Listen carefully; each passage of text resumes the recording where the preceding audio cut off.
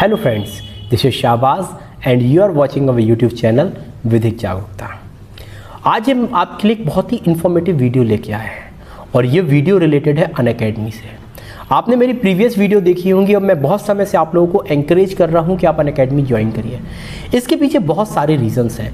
Unacademy है भारत का सबसे बड़ा प्लेटफॉर्म जो आपको ऑनलाइन एजुकेशन प्रोवाइड कर रहा है और इस जगह पर जो इंडिया के बेस्ट एजुकेटर्स हैं वो आपको क्या कर रहे हैं, एजुकेशन प्रोवाइड कर रहे हैं। अगर आप भीड़ से अलग होना चाहते हैं, अपनी तैयारी को नया आयाम देना चाहते हैं तो डेफिनेटली आप क्या कर सकते हो, अनअकैडमी को ज्वाइन कर सकते हो। अनअकैडमी को ज्वाइन करने के पीछे जो रीजंस है, इसमें फ्री क्लासेस दी जा रही हैं और ये फ्री क्लासेस के बहुत सारे स्पेशल फीचर्स हैं। जैसे ये फ्री क्लासेस लाइव होती है और इंटरेक्टिव लाइव क्लासेस होती हैं। टीचर आपको वहां पढ़ाता है, एमसीक्यू लगाता है, टेस्ट कराता है, 1-to-1 इंटरेक्शन के साथ आपके डाउट्स भी वहां क्लियर करता है। पोल्स है, लर्नर्स के लिए पोल्स है जिससे आप टॉपिक को और अच्छे से समझ सकते हैं। रेज अ हैंड, जो प्लस सब्सक्राइबर होते हैं वो रेज अ हैंड करके टीचर से 1-to-1 क्वेश्चंस पूछ सकते हैं। कभी भी क्लास मिस नहीं होगी, आपको क्लास का नोटिफिकेशन आता रहेगा। आप अगर एक बार सब्सक्राइब कर लेते हो, फेवरेट एजुकेटर को सब्सक्राइब कर लेते हो, आप मुझे भी वहां पे जाके सब्सक्राइब कर सकते हो डिस्क्रिप्शन बॉक्स में। तो अगर आप करते हो तो आपको चीजें मिलेंगी, लेक्चर्स, नोट, पीडीएफ और कहीं से कभी भी आप क्लासेस ले सकते हो। तो बहुत सारी फैसिलिटीज आपको यहां पर प्रोवाइड की जा रही हैं। रोज मॉक टेस्ट होते हैं भैया, रोज सुबह मॉक टेस्ट होते हैं आपके। सुबह 9 बजे से रोज आपके जो 9 से 9:30 रोज आपके मॉक टेस्ट हो रहे हैं, तो आप फ्री मॉक टेस्ट भी दे सकते हो। और मैं भी वहां मॉक टेस्ट करा रहा हूं, रोज आपको रात को 9 बजे आता हूं, मॉक टेस्ट कराता हूं। बहुत बेहतरीन मॉक टेस्ट हो रहे हैं, आप एक बार उनको ज्वाइन करके देखिए, आपको तैयारी बहुत आपकी बेहतरीन हो जाएगी। प्लान्स की बात करते हैं तो आप अपनी स्क्रीन पर देख सकते हैं, बहुत सारे प्लान्स हैं और इन प्लान्स पे अभी ऑफ भी चल रहा है, तो आप इन प्लान्स को भी ज्वाइन कर सकते हो। ठीक है, अगर आप मुझसे जुड़ना चाहते हो, तो आप मुझसे भी जुड़ सकते हो, अनअकैडमी से भी जुड़ सकते हो।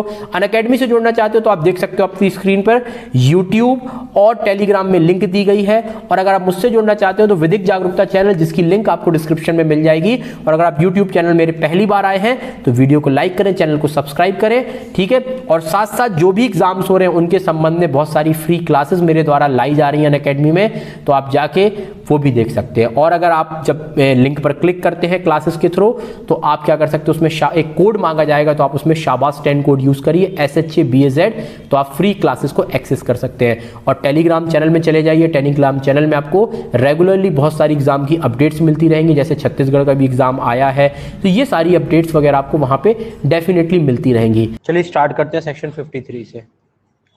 अभी तक अपन ने पढ़ा था पनिशमेंट के बारे में, हल्का सा जाना कि what do mean by punishment. एक पीड़ा है जो अपन ने पढ़ा कि प्रोफेसर हार्ट ने, उन्होंने इसकी डेफिनेशन को देने की कोशिश की है। 5 पॉइंट दिए हैं, उनकी डेफिनेशन को यूनिवर्सली रिकॉग्नाइज किया जाता है, काफी लोग उस डेफिनेशन को मानते हैं। चैन हमने बात की कि पनिशमेंट की थ्योरीज क्या क्या है। जब पनिशमेंट की थ्योरी पता चल गई, अब बनाते हैं सेक्शन की तरफ कि अब भैया कौन कौन सी पनिशमेंट इंडिया में लीगलाइज्ड है, कौन कौन सी पनिशमेंट दी जा सकती है। तो टोटल 5 प्रकार की पनिशमेंट आज है। टोटल 6 प्रकार की थी, अब 5 प्रकार की। तो कौन सी 6 प्रकार की पनिशमेंट्स है, तो अगर हम बात करते हैं फर्स्टली जो पनिशमेंट है, फिर हम सबको एक एक उठाएंगे। ठीक है, पहले आ जाइए डेथ पनिशमेंट। सबसे बड़ी पनिशमेंट होती है जिसको बोला जाता है डेथ पनिशमेंट। दूसरी पनिशमेंट आती है इम्प्रिजमेंट। इम्प्रिजमेंट का मतलब होता है कारावास, ठीक है, फॉर लाइफ, इसको लाइफ इम्प्रिजमेंट भी बोलते हैं। थर्ड आ जाती है आपकी, इसको ऑमिट कर दिया गया, यहाँ पे ट्रांसपोर्टेशन फॉर लाइफ था, इसको काला पानी वगैरह आपने सुना होगा, काला पानी की सजा थी, तो इसको हटा दिया गया है, जो कि अंग्रेजों की एक प्रतीक माना जाता था, क्योंकि मेनली ये स्वतंत्रता जो सेनानी थे, जो लड़ते वगैरह थे, उनको ये दी जाती थी, तो उनको ये वाली अपन ने हटा दी क्योंकि ये अलग थी। देन फोर्थ आ जाते हैं हम इम्प्रिजमेंट, इसको बोलते हैं कारावास। और ये कारावास 2 प्रकार का हो सकता है। एक तो हो सकता है कारावास सिंपल, सादा, और एक होता है राइगोरियस। राइगोरियस मतलब होता है कठोर। तो 2 प्रकार का इम्प्रिजमेंट हो सकता है, सिंपल इम्प्रिजमेंट और राइगोरियस इम्प्रिजमेंट। सिंपल मतलब होता है सादा और राइगोरियस मतलब होता है कठोर। अब इसको हम बाद में देखेंगे कि क्या मतलब होता है सबका, अभी केवल अपन ऊपर ऊपर से देख रहे हैं। देन होता है एक और पनिशमेंट आता है, वो आता है 5th, व्यक्ति की प्रॉपर्टी का फोरफीचर। प्रॉपर्टी को फोरफीच करते हैं, मतलब आपने सुना होगा संपत्ति को राजसाध करना, ठीक है, या संपत्ति का समाहरण। जब राज्य सरकार संपत्ति को जब्त कर लेती है उसको प्रॉपर्टी का फोरफीचर कहते हैं। और सबसे छोटा जो पनिशमेंट माना गया है वो फाइन। फाइन भी एक व्यक्ति पर लगाया जा सकता है, जिसको बोलते हैं जुर्माना। तो टोटल ये 5-6 प्रकार के हैं, जिसमें से एक हटा दिया गया। तो अब गिनती अगर गिनते हैं तो टोटल 5 प्रकार की आपकी आ जाती है। अगर आप गिनती वगैरह करते हैं तो टोटल 5 प्रकार की चीजें आ जाती हैं।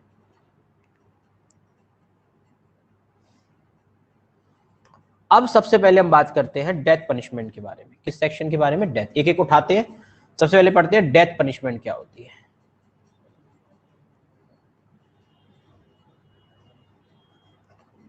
इसको बोलते हैं मृत्युदंड। मृत्युदंड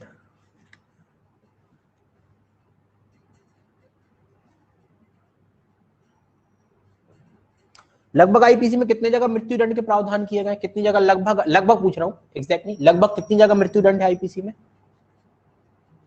लगभग लगभग कितनी? आसपास कितना? कोई अंदाज लगाओ, सोचो दिमाग से। लगभग कितनी जगह आईपीसी में मृत्युदंड के प्रावधान होंगे? 2, 4, 6, 8? देखो 5, 6, 7, 10, 12, 17। ठीक है, नंदिनी का आंसर सही है, 17।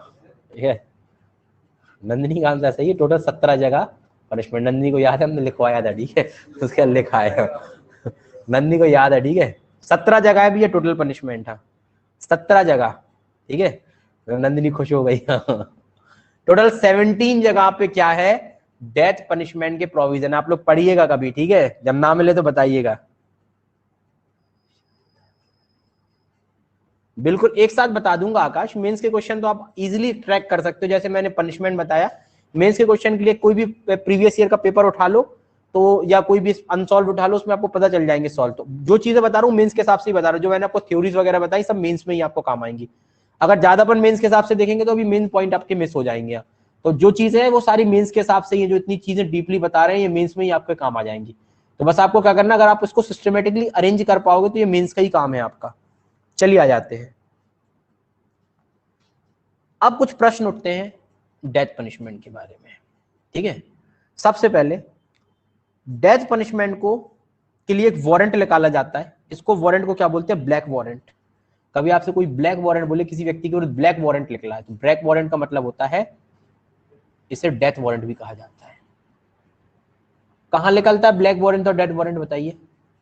हम बोल दें किसी व्यक्ति के विरुद्ध ब्लैक वारंट निकला है, ब्लैक वारंट या डेथ वारंट, कहां निकलता है? इसको डेथ पनिशमेंट बोलते हैं कि मतलब उसको फांसी की सजा होनी है। कहां निकलता है भैया बताइए?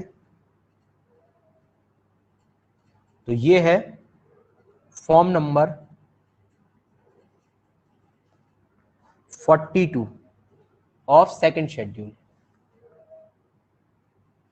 इसी का जो सीआरपीसी है, सीआरपीसी का सेकंड शेड्यूल है ना, सीआरपीसी का, उसका फॉर्म नंबर 42 बताता है डेथ वारंट के बारे में कि अगर किसी व्यक्ति को फांसी की सजा देनी है तो इस प्रारूप से दी जाएगी और इसको डेथ वारंट या ब्लैक वारंट के नाम से जाना जाता है। नेक्स्ट क्वेश्चन जो दिमाग में आता है वो है, क्वेश्चन लिखिएगा, सेकंड शेड्यूल सीआरपीसी का सेकंड शेड्यूल। सीआरपीसी में 2 शेड्यूल है, देखें किसी ने, एक क्लासिफिकेशन ऑफ ऑफेंस के बारे में बात करता है, एक फॉर्म्स के बारे में बात करता है। जब सेकंड शेड्यूल खोलोगे सीआरपीसी में तो उसमें बहुत सारे फॉर्म दिए, फॉर्म ए, फॉर्म बी, फॉर्म बी। जैसे फॉर्म ए समन बताया जाता है, उसमें प्रारूप बताया गया कि किसका क्या प्रारूप होता है, समन किस प्रारूप में निकाला जाएगा, वारंट किस प्रारूप में निकाला जाएगा। तो ऐसे ही डेथ वारंट किस प्रारूप में निकाला जाएगा, उसका फॉर्म क्या होता है, उसका फॉर्म नंबर 42 होता है। उस फॉर्म को क्या बोलते हैं? डेथ वारंट बोला जाता है। बस ये बताया, आ गया समझ में? छोटी सी चीजें हैं। इसके बाद आ जाइए आगे। अब एक प्रश्न उठा, क्या किसी व्यक्ति के गले में फांसी डालकर लटकाना, कुछ लोगों ने कहा यह अमानवीय है, इससे ज्यादा दर्द होता है, इससे अच्छा सीधे उसको इंजेक्शन दे दो। कुछ लोगों ने कहा कि उसको गोली मार दो, या अलग अलग तरीके तर्क आते हैं। मानव है, अलग अलग तर्क देगा। अब प्रश्न उठा, क्या किसी व्यक्ति के गले में अपने हैंगिंग, अपने फांसी, अपने डेथ कैसे दी जाती है? डेथ पनिशमेंट देने का है हैंग करके। हैंग करके कैसे? नेक पे अपन क्या करते हैं? रस्सी बांधते हैं। उसका भी एक क्राइटेरिया होता है, ऐसा नहीं कि कैसी भी रस्सी बांध लो, एक क्राइटेरिया रहता है, कितने मिलीमीटर mm की होगी, क्या कैसा, उसके हिसाब से करते हैं। ये कहां बताया गया है भैया? अगर आपको पता हो बताइए, कहां बताया गया है कि कैसे करेंगे? टिल डेथ, वो तो ठीक है, कहां बताया गया कि कैसे देंगे सजा? कहीं बताया गया है क्या? अपने आप ऐसे ही बोलते रहते हैं। लिखिए 354 का 5। कुछ नहीं भैया, सीआरपीसी में दिया, अच्छे से पढ़ी नहीं है सीआरपीसी तुम लोगों ने। सीआरपीसी का 354 का 5 है, वो बताता है कि भैया किसी के गले में जो टिल डेथ नेक वगैरह जो चिल्ला रहे हो ना, ये सब लिखा हुआ है। ये सब कहां लिखा है? सीआरपीसी में। Hang the person till the death, ठीक है, बाय नेक इन हिज, ठीक है, bye rope in his neck. तो गले में बांधना है क्या है इसको, ठीक है। अरे ये सब ना पढ़ो, लास्ट विश कुछ नहीं पूछते, सब ऐसे ही जेल मैनुअल में पता होगा, सीआरपीसी में कुछ नहीं लिखा। लास्ट विश पूछते नहीं पूछते, ये सब ये जबरदस्ती के सवाल है, ठीक है। अपन ने तो आज तक नहीं पता कि पूछते भी नहीं पूछते, क्या करना पूछते पूछ के भी। ये सब जेल मैनुअल के सवाल है, जेल मैनुअल में जो होगा वो देख रहे हैं। अपन को जेल मैनुअल नहीं पढ़ना, अपन को सीआरपीसी पढ़ना है। जब अपन जेलर बनेंगे तो जेल मैनुअल पढ़ लेंगे। क्या करना लास्ट विश पूछ के, पूछ भी लोगे तो पूरी वो कह देगा कि फांसी ना दो हमें, हमारी जगह तुम टंग जाओ, तो क्या करोगे यार। कोई हमसे पूछने आए तुम्हारी अंतिम इच्छा का, हम कहेंगे हमारी जगह तुम ही टंग जाओ, तो फिर आप बोलोगे कि हो गई लास्ट विश, पूरी करनी नहीं है तो काहे को पूछो आप। बोलोगे नहीं छोटी वाली बता दो, चॉकलेट खिला देंगे यहाँ, तो काहे को चॉकलेट दो, कोई लास्ट विश खाएगा। आदमी मर रहा तुमसे चॉकलेट दो ना खाएगा, का लास्ट विश उसकी पूरी करोगे, क्या करोगे। वो यही बोल देगा ना कि भैया मर रहे बचा लो, तो बचा तुम सकते नहीं तो काहे की लास्ट विश पूरी कर रहे, कह देगा कि हमारी जगह टंग जाओ तुम, ठीक है। लॉलीपॉप सही, सिर्फ खाने की पूरी करते हैं। देखिए सही है सोहेल कह रहा खाने की, भैया अच्छा खिला दो, मर रहा तुम्हें दुआएं देगा, ठीक है, अपने पैसे से भी खिला देना, मर जाए कोई तो, अब तो मिलती नहीं है। चलो यहाँ पे फालतू के क्वेश्चन करने लगते हो, समय बर्बाद। चलिए आ जाते हैं आगे।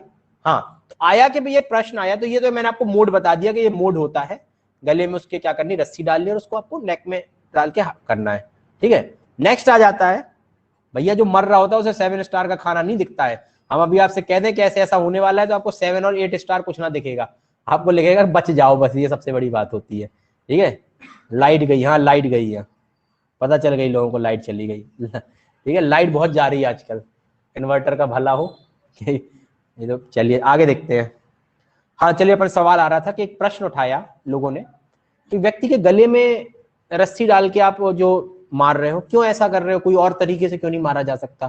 किसी ने कहा गैस चैम्बर ने, किसी ने कहा कि पॉइजन इंजेक्शन दे दो, किसी ने कहा कि उसको और प्रकार से मार सकते हो।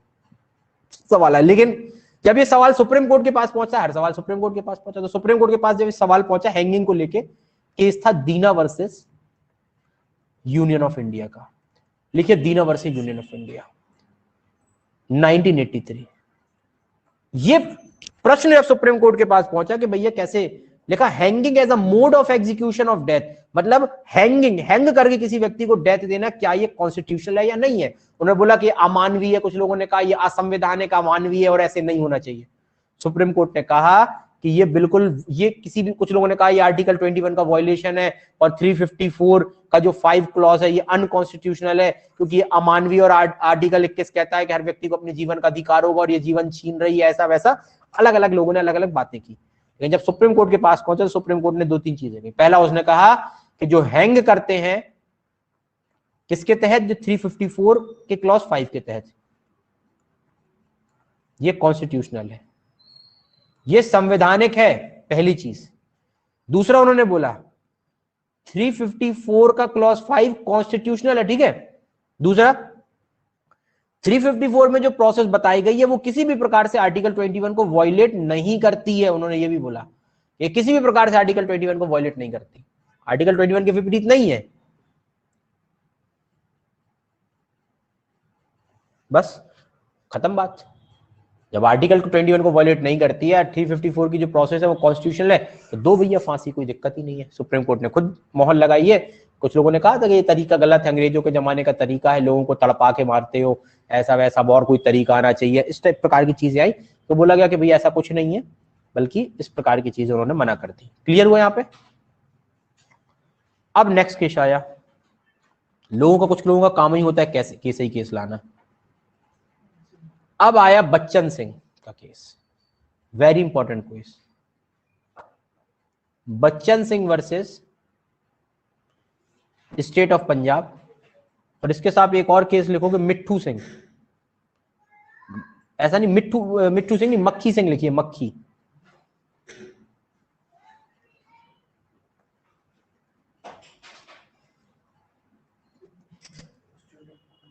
मक्खी Singh versus state of Punjab, दोनों में लगभग एक ही चीज आई थी, इसलिए साथ में लिखवा दी, बच्चन सिंह और मक्खी सिंह का केस। ये वहां पे भी कौन सा पिक्चर देखी, दबंग पिक्चर ना, 1980, ये कब का है, 1986 का है, क्योंकि उसमें मक्खी सिंह का भी 1983 का ही है, सेम ईयर लिख लीजिए। आगे पहले आगे पीछे, पहले बच्चन सिंह का आया था, देन मक्खी सिंह का आया था।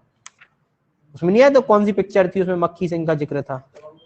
दबंग था, मक्खी था उसका नाम, और कुछ था, मक्खी था ना, छेदी और मक्खी है, तो वही वाली आ गई, ठीक है, मक्खी मूवी। मक्खी मूवी नहीं, मक्खी सिंह उसमें, माखन लाल नहीं भैया, पता नहीं तुम लोग क्या बता रहे हैं भाई, माखन लाल पहुंच गया कोई कुछ। भैया एक मूवी आई थी दबंग, उसमें मक्खी सिंह उसमें भी था, मक्खी, अब सिंह था नहीं था ये नहीं पता, मक्खी था। इसमें कहीं मक्खी सिंह बोल देते हो, कहीं मच्छी सिंह बोल देते, अच्छी अलग अलग नाम आते हैं, ठीक है, अलग अलग नाम आते हैं, ठीक है। माछी भी कहीं कहीं बोल देते हैं, पता नहीं क्या क्या नाम आए हैं, नाम बिगड़ जाते हैं ना, जैसे बोलते हैं किसी का नाम बिगड़ गया, मक्खी है तो माछी, मक्खी, पता नहीं क्या क्या रख दिया। तो जो भी है ठीक है, समझ जाइएगा, आप लोग तो सब समझदार हो। मेन ये वाला केस बताएंगे, यही चीजें सेम इसमें आ गई थी। अब इसमें कहा गया था सबसे पहले, अब इस केस में लिख रहे हैं तो बच्चन सिंह की जगह लिखा बेचन सिंह, अलग अलग बुकों में अलग नाम ऐसे बिगाड़े गए, बच्चन सिंह की जगह बेचन सिंह लिख दिया, तो ठीक है, मच्छी सिंह, मक्खी सिंह, जो भी लिखना हो लिख लो, समझ जाना। मैं तो ये बताया, सबसे पहले बोला गया, प्रश्न उठा यहां पे भी, क्या डेथ सेंटेंस कॉन्स्टिट्यूशनल है या नहीं, क्या मृत्युदंड संवैधानिक है या नहीं, मृत्युदंड को लेकर फिर सवाल उठा, क्या मृत्युदंड संवैधानिक है? तो सुप्रीम कोर्ट ने बोला यस इट इज कॉन्स्टिट्यूशनल, मृत्युदंड क्या है, कॉन्स्टिट्यूशनल, संवैधानिक है, बट बोला मृत्युदंड रेयर टू रेयर मामलों में दी जानी चाहिए, रेयर टू रेयरेस्ट केस, मतलब हर मामले में मृत्युदंड मत देना, जहां मृत्युदंड, जैसे 17 जगह मृत्युदंड के प्रावधान है, हर मामले में मृत्युदंड नहीं देना, बल्कि उन्होंने क्या कहा, उन्होंने कुछ पॉइंट्स बताए कि अगर आपको मृत्युदंड देना है तो दे दीजिए, लेकिन आपको देखना है आपका मामला विरल से विरल हो, मतलब ऐसा मामला जो जनरली ना होता हो। अब जैसे किसी ने व्यक्ति ने किसी को गोली मार दी, ये जनरल मामला है, अब लेकिन गोली में किसी व्यक्ति ने क्या किया, गोली भी मारी, उसके 50 पीस भी कर दिए, 50 पीस करने के बाद उसको जला भी दिया, अब ये रेयर मामला है, ऐसा कोई नहीं करता, ये घिनौना, मतलब अपन बोल सकते हैं ज्यादा जघन्य हो गया अपराध, ज्यादा हीनियस हो गया ऑफेंस, मृत्यु केवल नहीं। कैसे, अब आपने देखा होगा जो वाला ये दामनी वाला रेप हुआ था, नॉर्मल रेप में डेथ पनिशमेंट तक हो सकती है अगर किसी की मृत्यु हो रही है, लेकिन वहां पे वो हीनियस ज्यादा हो गया था, मतलब हीनियसनेस। तो अब अगर हीनियसनेस ज्यादा हो रही है, उस कंडीशन में क्या हो सकता है, रेयर टू रेयर मामला माना जाएगा। जैसे कोई व्यक्ति किसी बच्चे को, मतलब 2 दिन के बच्चे को आपने पटक के मार दिया, कोई व्यक्ति अपाहिज है जो कोई बोल नहीं पा रहा, लेकिन उसको आपने 50 गोली मार दी, ये कैसे मामले हैं, ये कोई नॉर्मल व्यक्ति नहीं करता, तो अब ये माने जाएंगे रेयर टू रेयरस मामले। तो उन्होंने कहा कि आप क्या कर सकते हो, मृत्युदंड बिल्कुल संवैधानिक है, लेकिन कोशिश ये करिए मृत्युदंड अब हर मामलों में ना दीजिए, जहां पे मर्डर और दोनों, देखिए कभी अकेले मर्डर नहीं वो सॉरी कहीं अकेले डेथ पनिशमेंट नहीं होती, डेथ पनिशमेंट हमेशा किसके साथ होती है, डेथ पनिशमेंट हमेशा एलआई के साथ होती है। तो उन्होंने बोला जहां एलआई और डेथ पनिशमेंट है वहां एलआई आपका जनरल रूल है, सामान्यतः आपको एलआई ही देना है, लेकिन अगर आपको समझ में आता है कि आपका मामला जघन्य है, मतलब रेयर टू रेयरेस्ट है, ऐसा प्रजाति में आता है कि जो जिसको बोलते हैं विरल से विरल मामला, हिंदी वर्ड यूज किया गया था, विरल से विरल मामला है, तो आप क्या करिएगा, फिर उसमें आप डेथ सेंटेंस दीजिएगा। जनरली हर मामले में डेथ सेंटेंस नहीं देनी। अब आपको अगर ये देखना हो कि विरल से विरल मामले का मतलब क्या है, इस केस को पढ़ लीजिएगा, ये दोनों केसेस को, इस केसेस में सुप्रीम कोर्ट ने कुछ केसेस को डिफाइन किया है, जैसे मैंने आपको भी बता दिया, ठीक है, पता ना, शिशु के विरुद्ध अपराध, ठीक है, घोर मानसिक अशांति वगैरह, मतलब इसमें आप पढ़ सकते हो, तो उसमें कुछ कैटेगराइज किया गया था कि इस प्रकार के ऑफेंस को देखिएगा, हाँ, आतंकवादी वगैरह, मतलब उसमें बहुत सारी चीजों को डिफाइन किया गया है, तो आप क्या कर सकते हो, उस केसेस को पढ़ सकते हो। इतना क्लास में तो अपने टाइम नहीं रहता कि अपन पूरे पॉइंट्स को पढ़े, लेकिन अपन को बता दिया, क्योंकि अब एग्जाम में नहीं आता लिखने को डायरेक्टली कि बताइए मच्छी के संग के केस में क्या बोला था, यही पूछा था कि किस केस में था, रेयर टू रेयर। एलआई का मतलब होता है लाइफ इंप्रिजमेंट, पुष्पेन दहरवर, एलआई का मतलब होता है लाइफ इंप्रिजमेंट, जिसको बोलते हैं आजीवन कारावास, ताउम्र जेल। नेक्स्ट आ जाइए, कुछ लोगों ने सवाल उठाया कि भैया डेथ पनिशमेंट दे रहे हो तो क्यों कमरे में दे रहे हो छुपा के, जब दे रहे हो तो भैया रोडों पे दो, जिससे सब कोई देखे और सब कोई डरे।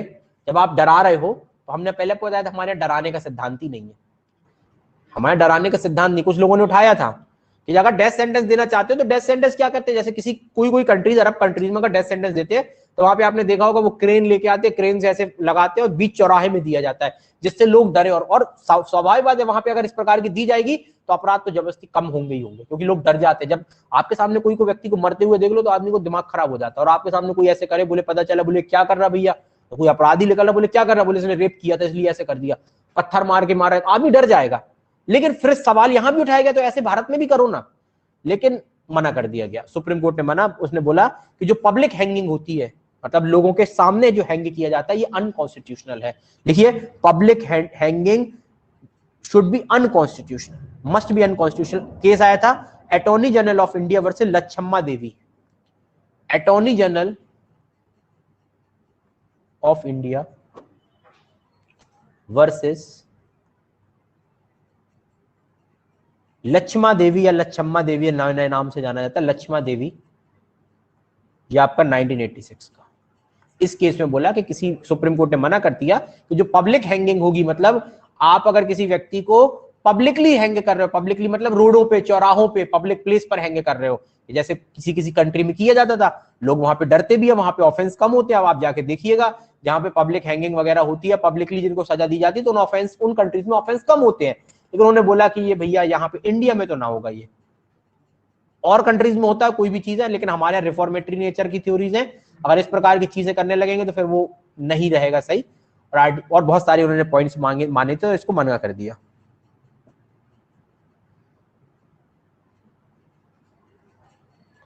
क्लियर हुआ यहाँ पे?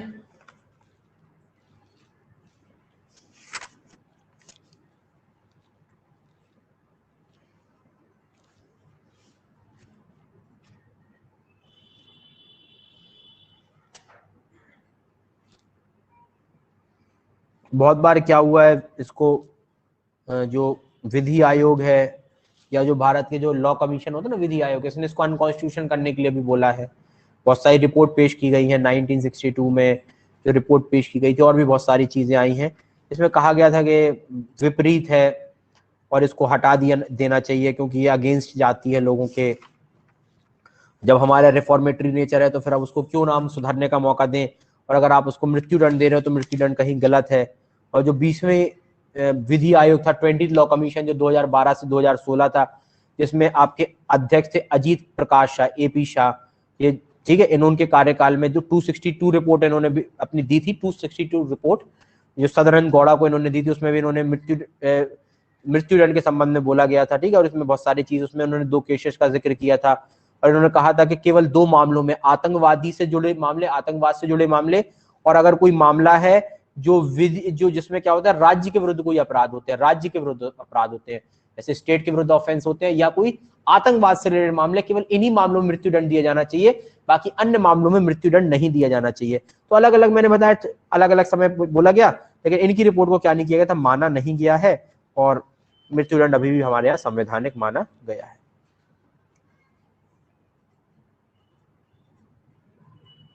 हाँ, वो बच जाता है, वो मरता नहीं है। वो केस याद नहीं आ रहा, एक में उसको लटकाया गया था, लेकिन वो है, रस्सी नहीं हट गई थी, मतलब उसको उठा लिया गया था, तो फिर समझ में आया कि अरे ये तो मरा ही नहीं है, तो फिर उसको दोबारा क्या देंगे, तो फिर बोला नहीं भैया दोबारा नहीं देंगे।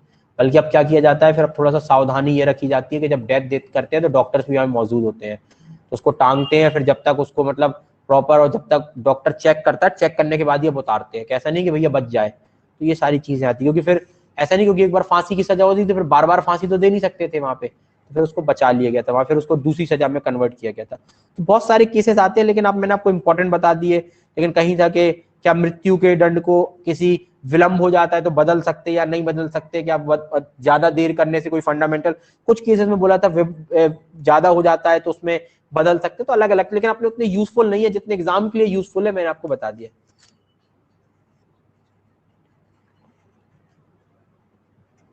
हाँ, अब हैंग टिल डेथ का प्रोविजन है, और जब तक व्यक्ति मरता नहीं है, इसलिए वो बोला गया था टिल डेथ।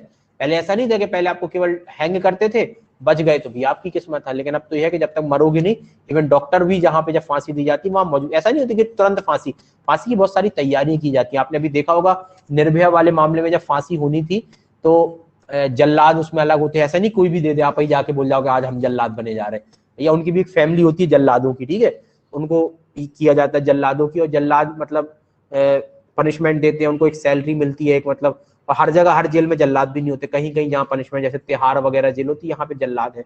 और इनमें क्या होती है, एक रस्सी भी का एक नाप होती है, स्पेशल रस्सी बनाई जाती है, और जो फंदे की जो नोट होती है उनको भी हिसाब से वो होती है, कितनी ऊंचाई से ना लगाना है, कपड़ा कैसा पहुंचाना है, कितना, मतलब एक पूरा जेल मैन्यूल है। जेल मैन्यूल के हिसाब से चीजें होती हैं, कितने टाइम उसको खाना कितने करना है, कितने टाइम तक उसको उतारना है, कि डॉक्टर चेक करेगा नहीं करेगा, उसका पोस्टमार्टम होगा नहीं होगा, इवन पोस्टमार्टम भी होता है, खुद ही मार रहा है खुद ही पोस्टमार्टम कर रहा है, क्योंकि सब जेल मैन्यूल का हिस्सा है। तो वो अपन को इतना डीपली नहीं पढ़ना है, क्योंकि अपने मतलब की चीजें नहीं, अपन को तो अपने मतलब की चीजें पढ़नी। मैं आपको ऑलरेडी बता रहा था कि अपन को क्या निकालना है, एग्जाम, विद्वान नहीं बनना।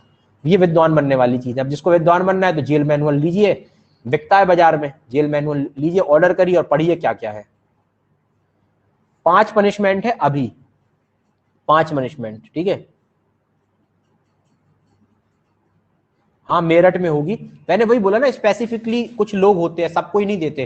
जैसे मेरठ वाली ये फैमिली बता रहे हैं, उसमें न्यूज में आया था, एक फैमिली, उसमें जल्लादों वाली फैमिली, तो वो जाते हैं, उनकी आइडेंटिटी को डिस्क्लोज नहीं किया जाता है, बल्कि वो जाते हैं तो उनको मतलब उसका पनिशमेंट वगैरह। तो अब जो हर व्यक्ति ये काम नहीं कर सकता, आप तो क्या पता हिला ही ना पाओ, बोले अरे हम नहीं, हमें डर लग रहा, हम काहे कोई को मारे।